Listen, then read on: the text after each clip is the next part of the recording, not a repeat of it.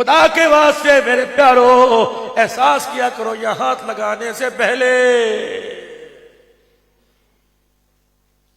یہ میں چاول کی پلیٹ کے وزنی ملا. خدا کی قسم جاؤ بدر اور احد کی داستان سنو, جاؤ طائف کی گلیوں میں مار دیکھو.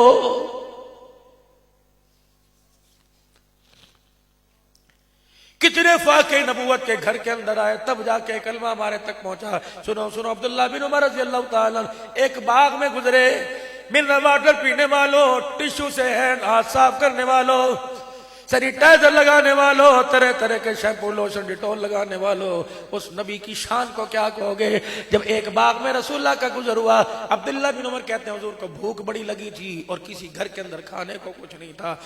ایک کھجور قدرتی درخت سے ٹہنی سے گری ہوئی کھجوریں زمین پہ پڑی ہوئی تھی نیچے, اور ان پہ مٹی چڑی ہوئی تھی.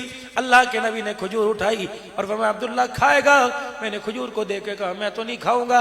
آپ نے اپنے ہاتھوں سے مٹی کو جھاڑی, کچھ مٹی اتنی کچھ لگی رہی. فرمایا تو کھا نہ کھا, میں تو ضرور کھاؤں گا.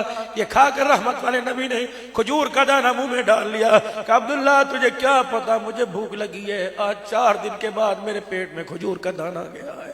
یہ امت مکھن کھا کے بھی خدا کو یاد نہیں کرتی, پروٹے کھا کے بھی یاد نہیں کرتی, کڑھائیے کھا کے خدا کو یاد نہیں کرتی. بتاؤ بتاؤ بتاؤ اتنی بغاوت کیوں ہو رہی ہے؟ قیامت کے دن کس منہ سے ہمارے نبی کا سامنا ہوگا؟